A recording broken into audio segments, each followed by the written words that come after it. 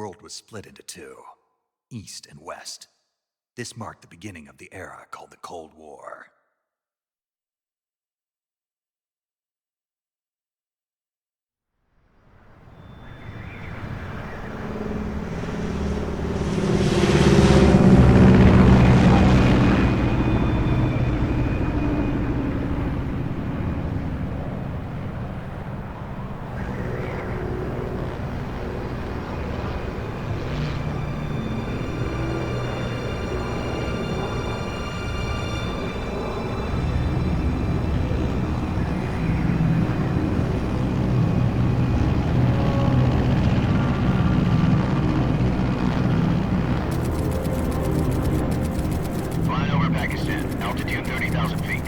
Approaching Soviet airspace.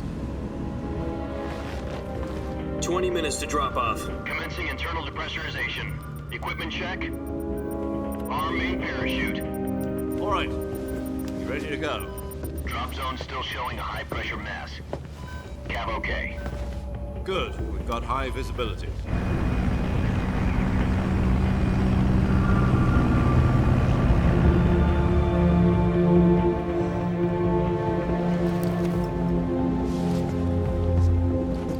Put out that cigar.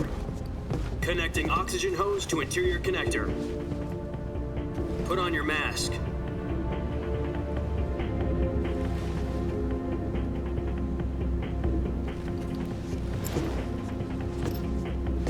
Does this panty waste know what he's doing?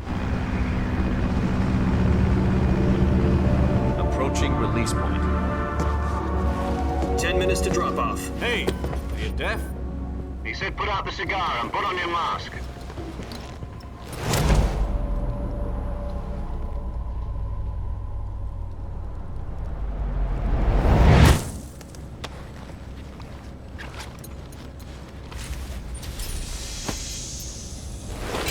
Depressurization complete. Checking oxygen supply. 6 minutes to drop off. Opening rear hatch.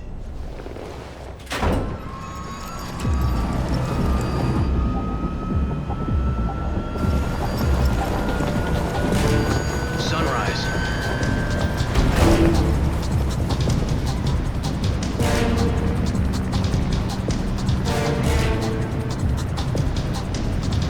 External temperature minus 46 degrees Celsius.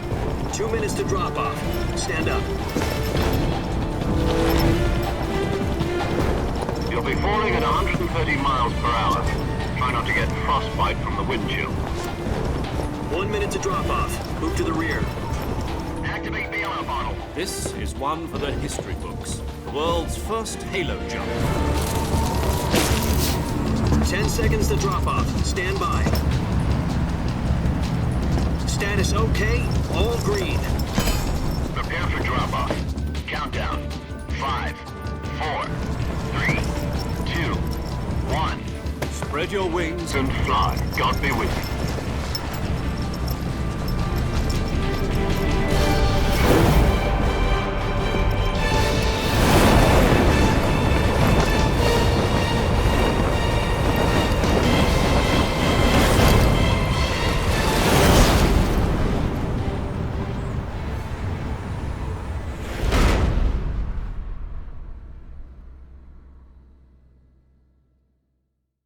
Jack, I've got some important news. The head of the CIA has finally given us the green light for the virtuous mission. Virtual mission? No, the virtuous mission. The future of our Fox unit depends on it. If it succeeds, we'll be officially organized into a unit. Virtuous mission? Sounds like some kind of initiation ritual. You know, don't get cocky. This isn't a training op. Right. So what exactly is this wonderful mission? Well, about 2 years ago, a certain Soviet scientist requested asylum in the West through one of our moles. His name is Nikolai Stepanovich Sokolov. He's head of the OKB-754 Design Bureau, one of the Soviets' top-secret weapon research facilities, and the East's foremost expert on weapons development. Sokolov? Isn't he that famous rocket scientist? The very same. On April the 12th, 1961, the Soviets achieved the first manned spaceflight in history. The Earth was blue, but there was no God. Well spoken. The rocket that carried Yuri Gagarin into orbit was the A-1, known as the Vostok rocket. Sokolov is said to be the man most responsible for the multi-engine cluster used in that rocket. After Gagarin's flight, Sokolov left rocket development to become the head of the newly established Design Bureau. From a lowly technician to head of a design bureau, that's quite a success story, so why'd he want to defect? It seems he'd become afraid of his own creations. Afraid? Call it a crisis of conscience. And for that, he left his country and his family behind and went over the fence? Not exactly. One of his conditions was that his family was also to be taken safely to the west. We used a mole to get the family out first and succeeded in sneaking Sokolov over the Berlin Wall shortly afterwards. I was the one who conducted the operation. The security on the eastern side was still full of holes back then. Then what? We got Sokolov over in one piece, but the whole ordeal had left him exhausted, and we checked him into a hospital in West Berlin. It took him 2 weeks and more than 600 miles to get from the research facility in the Soviet Union to Berlin. He was in no condition to say anything coherent. And it was only a week later that we had something much bigger on our hands. The Cuban Missile Crisis. October the 16th, 1962, President Kennedy received word that the Soviets were in the process of deploying intermediate-range ballistic missiles in Cuba. The President demanded that the Soviets dismantle and remove the missiles. At the same time, he announced a naval blockade to prevent further missile shipments from reaching Cuba. But the Soviets didn't back down, instead placing their armed forces on secondary alert. Soviet transport ships carrying missiles continued on course towards Cuba. US and Soviet forces went on alert for an all-out nuclear war. Frantic negotiations were conducted through the UN's Emergency Security Council and unofficial channels to end the hair-trigger standoff. Finally, on October the 28th, the Soviet Union agreed to remove its missiles from Cuba, and so the world avoided a nuclear holocaust. But in order to get the Soviets to pull their missiles out, we had to make a deal. You mean the one where the US agreed to remove its IRBMs from Turkey? No. The Jupiter IRBMs deployed in Turkey were obsolete, and we were going to get rid of them anyway. They had no strategic value whatsoever to either the US or the Russians. The Turkey deal was a ruse, a cover story that was fed to the other intelligence agencies around the world. So what did the Russians really want? Sokolov. They wanted us to return Sokolov. You mean the Soviets pulled out of Cuba just to get their hands on Sokolov? That's right. What the hell was he working on? At the time, we had no idea. We were running out of time. It was either give up Sokolov or risk full-scale nuclear war. In the end, we had no choice. President Kennedy gave in to Khrushchev's demand. The next day, I got Sokolov out of the hospital, handing him over to agents on the eastern side. Sokolov kept on screaming, "Save me," until he disappeared from my sight. Then, a month ago, we received some new information from one of our moles. About Sokolov? Yes. He was taken back to the research facility and forced to continue working on the weapon in question under KGB supervision. What's more, it's on the verge of completion. So what kind of weapon is it? Something to do with space rockets? No, missiles. Same technology. I guess you're right. We don't know the details, but it appears to be a new kind of nuclear device. For half a year now, the Soviets have been conducting frequent nuclear tests at Semipalatinsk. Something to do with the weapon, I assume. We're talking about a secret weapon so big that Khrushchev was ready to pull out of Cuba to get it back. Is Sokolov still in the facility?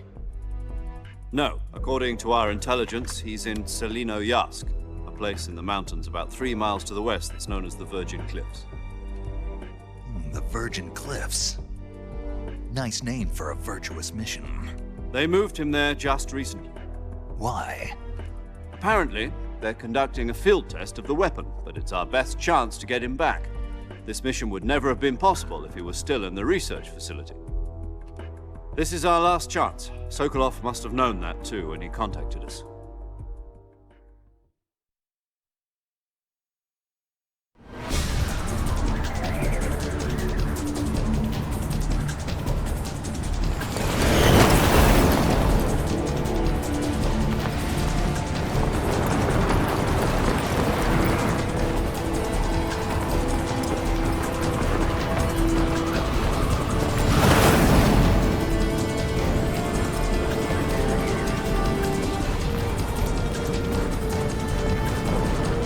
up, Jack. Your mission is to infiltrate Selino Yask in the Soviet mountains, ensure the safety of Sokolov, and bring him back to the west.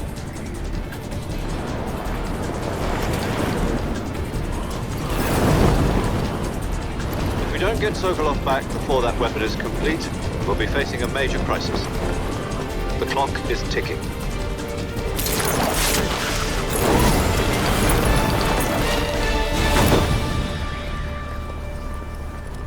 Once we've confirmed the rescue of Sokolov, stand by at the recovery point. A recovery balloon will be dropped at that point. Helium will be pumped into the balloon to inflate it. The process takes about 20 minutes. Once it's complete, the gunship's arm will latch onto the balloon and pull it up. The Fulton surface-to-air recovery system. I'm familiar with the theory. Take it easy. It's been combat proven. Do you think Sokolov is up to it? The shock will be less than during a parachute jump, and the arm can handle up to 500 pounds. So you're planning on going over the border in a single combat Talon? She's equipped with two 6-barrel 20mm Vulcan cannons, as well as two 40mm machine guns. Sounds like she could hold her own against a battalion of tanks. Even with the fuel in the reserve tank, we're facing a 4-hour time limit. If all goes well, it shouldn't take more than a few hours. Home in time for dinner. But if anything goes wrong, you'll be eating dinner, breakfast, and all the rest of your meals in the jungle.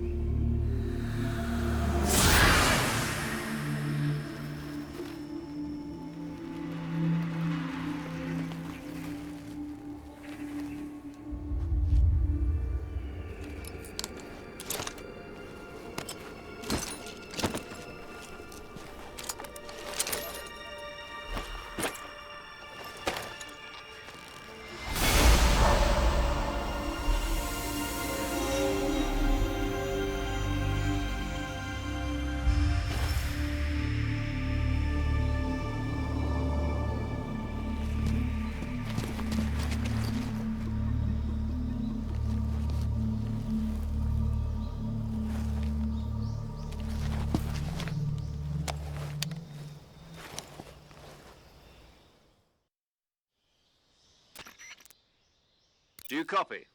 You're already in enemy territory, and somebody might be listening in. From here on out, we'll be using code names to refer to each other. Your code name for this mission will be Naked Snake. I'll be referring to you as Snake from now on.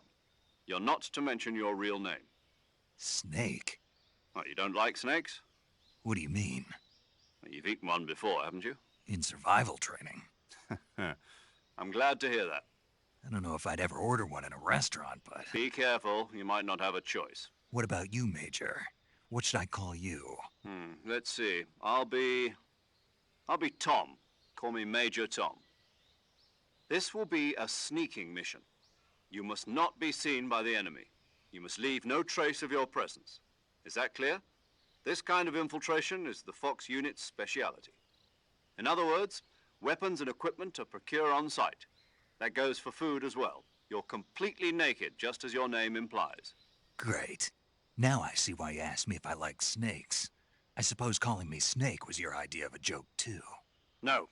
There's a good reason for that. I'll tell you later when the time is right. Gotcha. Getting back to the subject, how exactly am I supposed to feed myself? You've been issued a knife and a tranquilizer gun. Use them to hunt for food.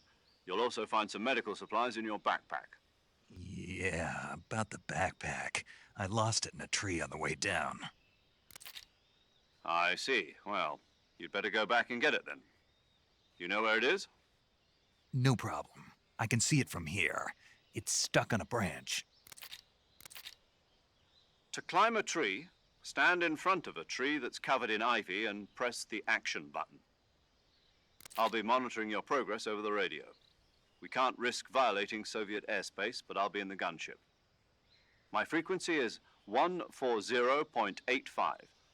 I'll give you a call if I need to talk to you. If you need to talk to me, use the send function. Okay, Snake, go get your backpack.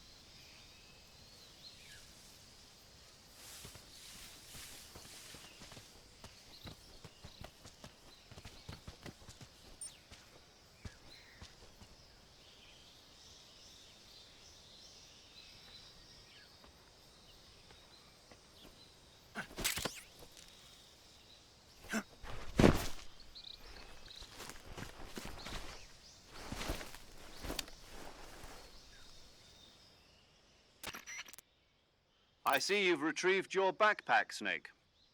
To equip a weapon, it's necessary to take it out of your backpack. In the survival viewer, choose Weapon from the backpack. Your available weapons will be displayed in a list on the screen. From that list, choose the weapon you want to equip and press the Enter button. For other equipped items, just do the same thing from Item. Got it. Use the survival viewer backpack. Yep, that's right. Survival is fundamental to this mission. After you've been out in the field for a while, your stamina will start to drop. If your stamina gets too low, it'll affect your performance. You won't be able to shoot accurately, for example, and your wounds won't heal as smoothly. Keep an eye on your stamina so you don't run out. To recover lost stamina, you can hunt for local flora and fauna.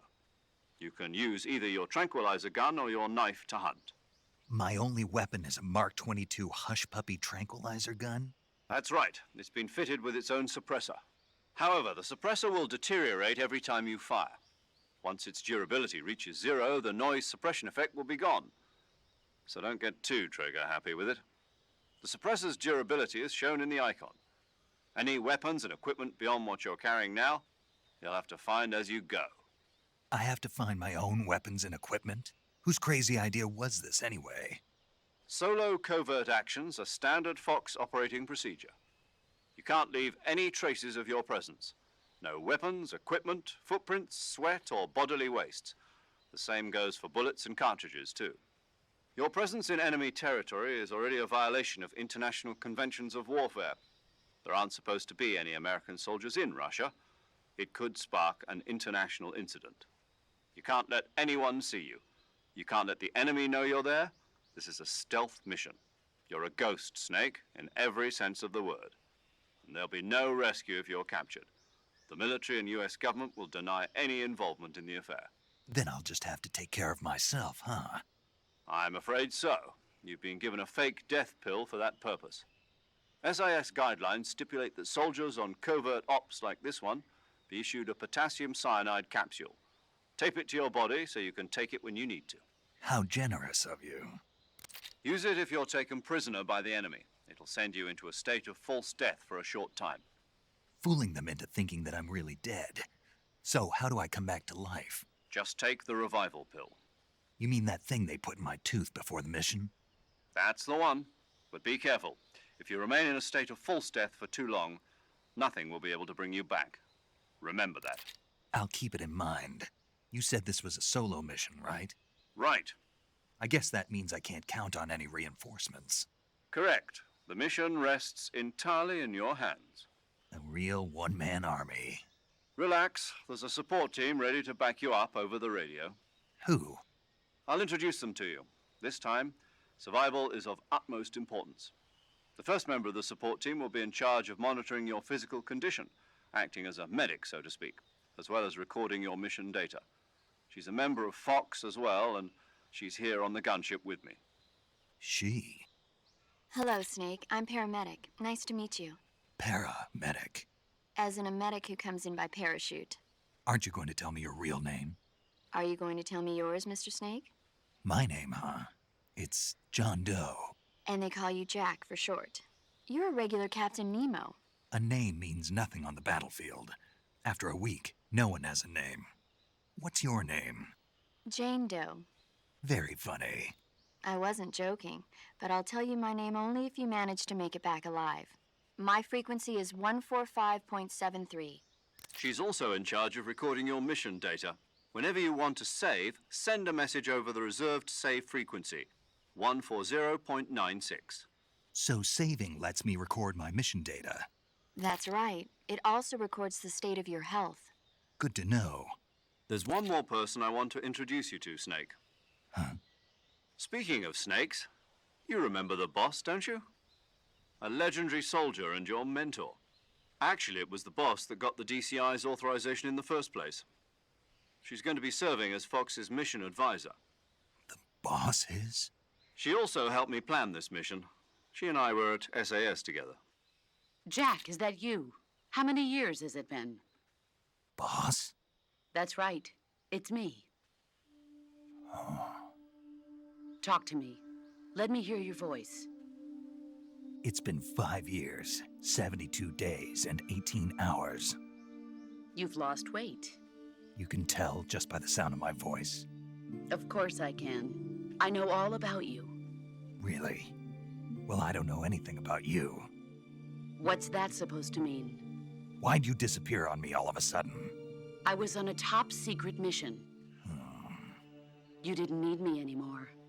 But there were still so many things I wanted you to teach me. No, I taught you everything you needed to know about fighting techniques.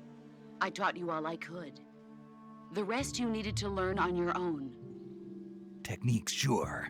But what about how to think like a soldier? How to think like a soldier? I can't teach you that.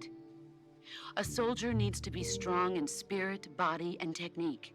And the only thing you can learn from someone else is technique. In fact, technique doesn't even matter.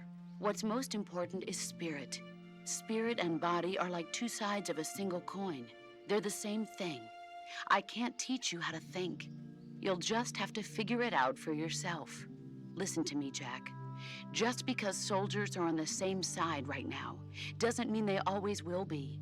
Having personal feelings about your comrades is one of the worst sins you can commit. Politics determine who you face on the battlefield.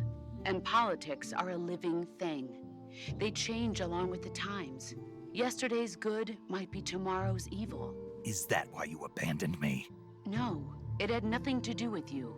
I already told you, Jack. I was on a top-secret mission. A soldier has to follow whatever orders he's given. It's not his place to question why. But you're looking for a reason to fight. You're a natural-born fighter, but you're not quite a soldier. A soldier is a political tool, nothing more. That's doubly true if he's a career soldier. Right and wrong have no place in his mission. He has no enemies and no friends. Only the mission. You follow the orders you're given. That's what being a soldier is. I do whatever I have to get the job done. I don't think about politics. That's not the same thing. Sooner or later, your conscience is going to bother you. In the end, you have to choose whether you're going to live as a soldier or just another man with a gun. There's a saying in the Orient, loyalty to the end. Do you know what it means? Being patriotic. It means devoting yourself to your country. I follow the president and the top brass. I'm ready to die for them if necessary. The president and the top brass won't be there forever. Once their terms are up, others will take their place. I follow the will of the leader, no matter who's in charge. People aren't the ones who dictate the missions. Then who does? The times. People's values change over time, and so do the leaders of a country. So there's no such thing as an enemy in absolute terms. The enemies we fight are only enemies in relative terms, constantly changing with the times.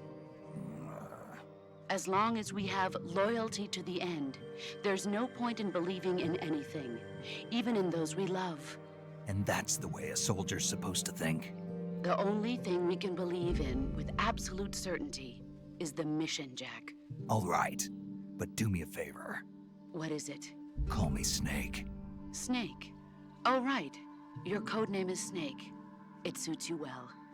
That's right. The legendary unit that the boss put together during World War II was a snake.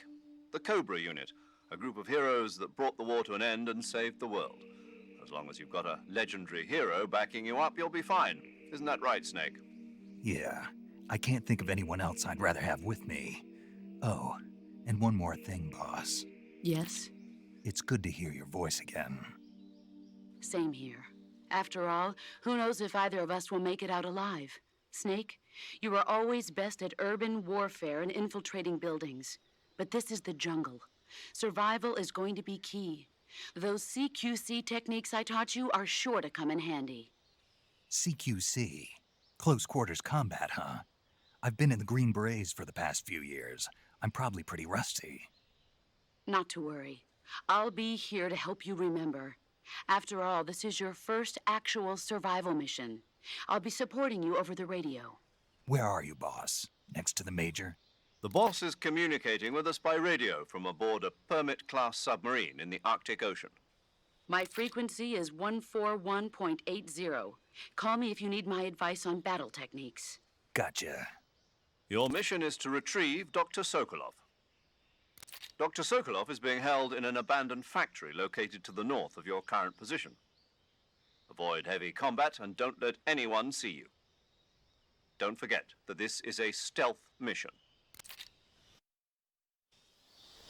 Snake, try to remember some of the basics of CQC.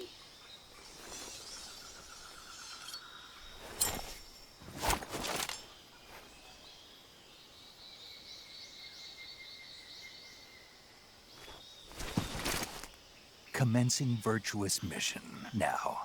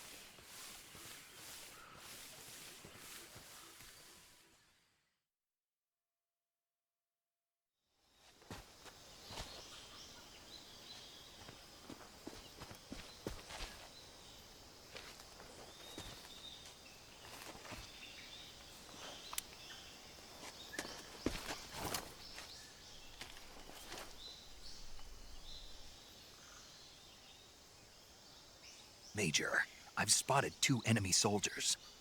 They're probably KGB troops sent to guard Sokolov. AK-47s and grenades.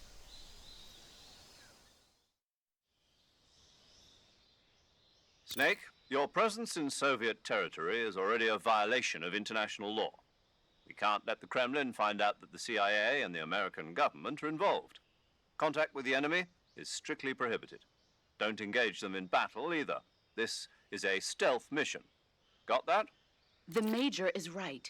The point of this mission is to sneak through the jungle without being seen. The success of the mission depends on how well you use your camouflage. Change your camouflage by selecting Camouflage from the Survival Viewer. The Uniform option lets you pick your uniform, while the Face option lets you change your face paint.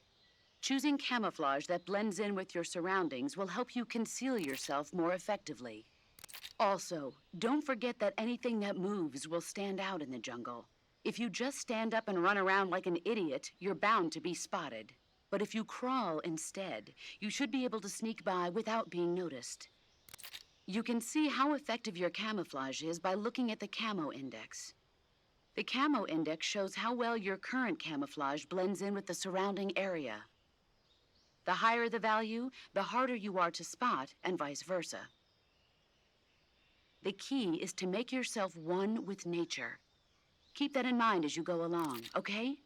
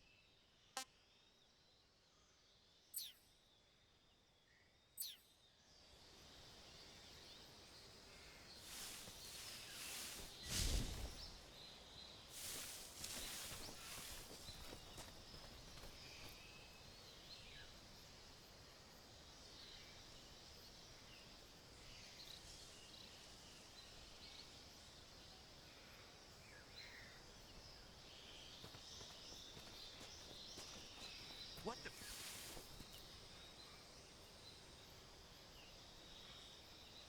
I'm just seeing things.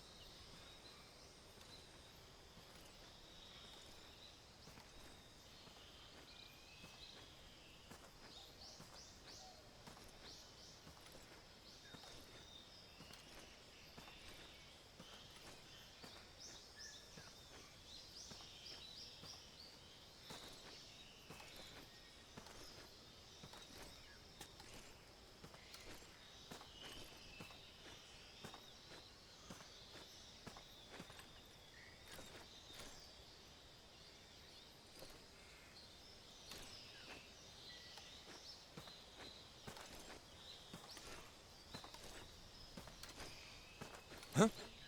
Who's that?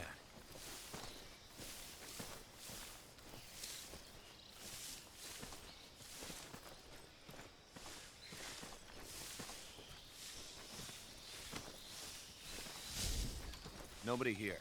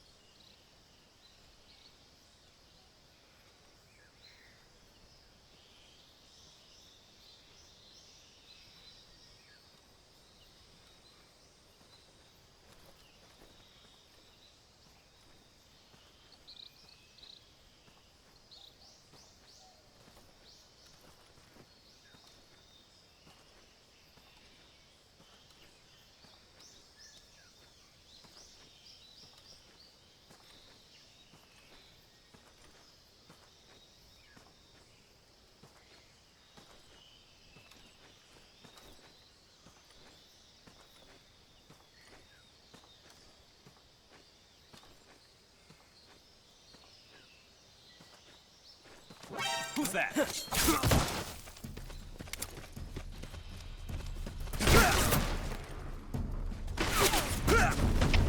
HQ, please respond. This is HQ. Control here. Enemy sighted. Requesting backup.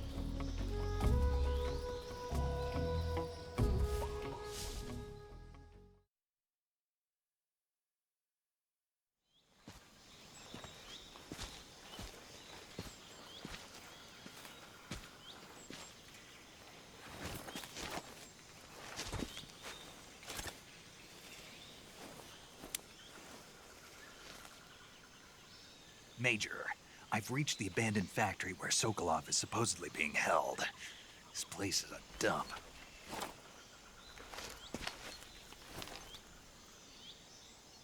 I can't see Sokolov from here.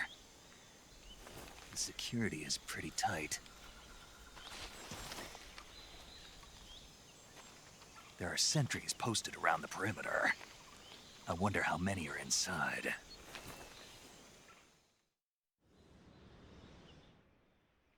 Your objective, Sokolov, is inside the factory. They should be holding him in a room in the northeast section. Northeast section. Got it. Be careful. Your mission is to bring Sokolov back alive. He must not be exposed to any kind of danger. Do not approach Sokolov while in the alert phase. Right. Oh, and one more thing, Snake. You mean there's more? No, it's just that when you get to Sokolov, I want you to tell him something from me. And that is? Sorry for being so late. Is that all? Yes. Understood. Beginning my approach to the target.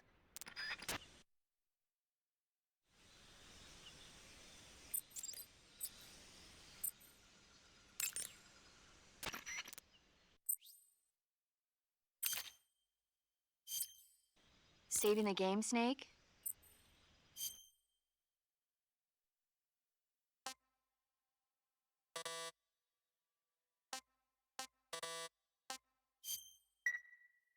Hey, Snake, you ever heard of Godzilla, King of Monsters? No, what is it? It's a movie. You haven't seen it? Nope.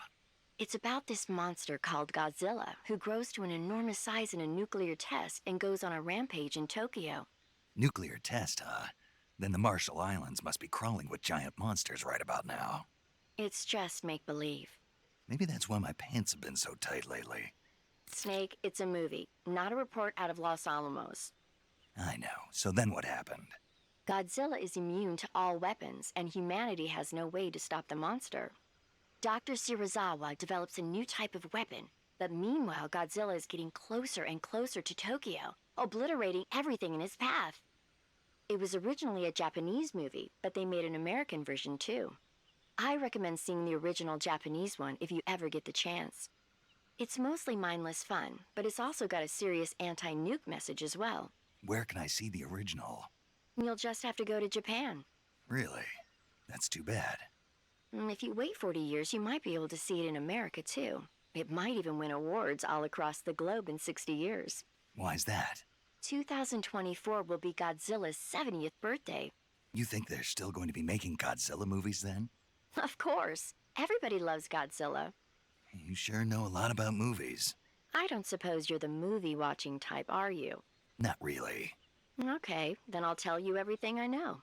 When the going gets tough, movies can save your life. It's always good to be able to look at things from a different perspective when you get in a jam. That's the magic of movies. No kidding. Well, I guess it might at least make a nice distraction. That's the spirit, Snake. Have a little fun.